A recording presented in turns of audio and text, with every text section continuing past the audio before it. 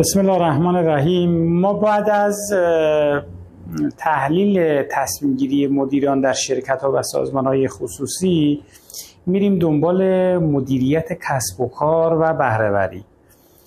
ما قبل از هر چیزی به دنبال ایجاد کسب و کاریم. ما میخوایم یه شغل، یه درآمدی ایجاد بکنیم برای مردم. ما میخوایم بر اساس شرایطی که الان حاکم هست بر جامعه، بر اساس تورم، بر اساس گرونی، بر اساس مشکلات، فشار زندگی و خیلی موضوعاتی که هست، ما باید بیایم راهنمایی بکنیم مردم.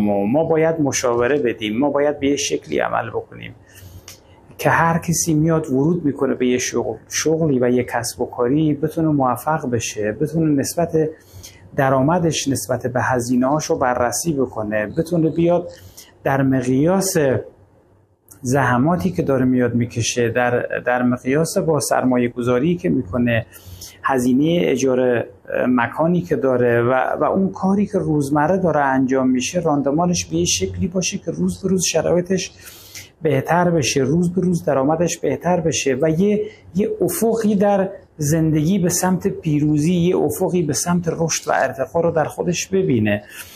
ما میخوایم بیایم در واقع اینو جا بندازیم برای کسایی که به دنبال کسب و کارن، به دنبال سودآوری‌ان. هدف از ارائه هر کسب و کاری سودآوریه. ما تو این شرایط کاملا درک میکنیم اوضاع رو.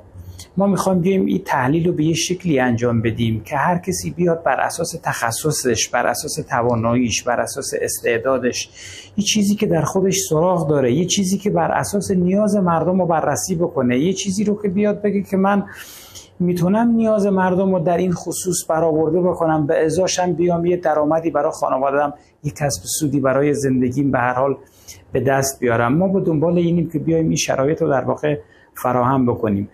قبل از اینی که ما بیایم هر پیشنهادی رو به فرد بدیم، باید بگیم که شما در خصوص استعدادتون، تواناییتون، نبوغتون، کارتون، تخصصتون، اینو بیایید در نظر بگیرید.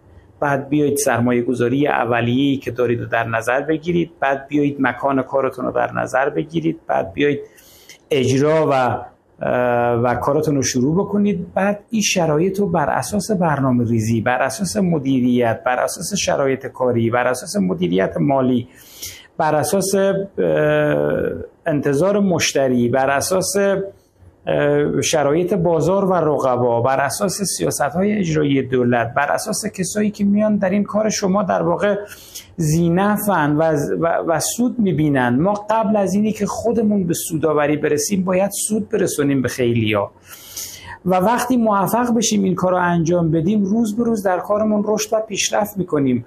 ما وقتی میایم واژه کسب و کار رو در واقع میگیم، وقتی ما بیایم تعریفی از کسب و کار رو بکنیم، کسب و کار در واقع از این لغت انگلیسی که به معنی بیزینس هست گرفته شده.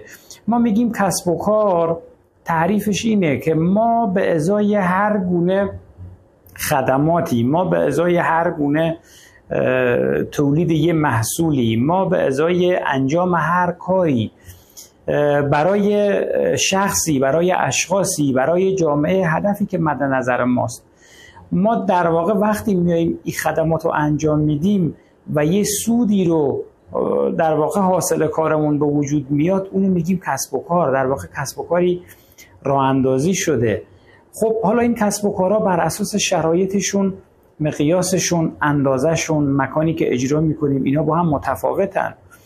ما میایم میگیم کسب و کار واقعا یا به صورت خرد انجام میشه، یا به صورت متوسط انجام میشه، یا کسب و کارهای بزرگی انجام میشن. ما وقتی میایم میگیم یک کسب و کار خرد، یعنی یک کسب و کاری که تقریبا مقیاسش میشه 1 تا 10 نفر، میشه یک کسب و کار خردی که به ازای انجام این کاری سودی حاصل این افراد میشه. وقتی ما میایم میگیم کسب و کار متوسط، یعنی به ازای کسب و کاری که افرادی بین 10 تا 50 نفر در واقع میان از این کسب و کار رزق و روزی میبینن.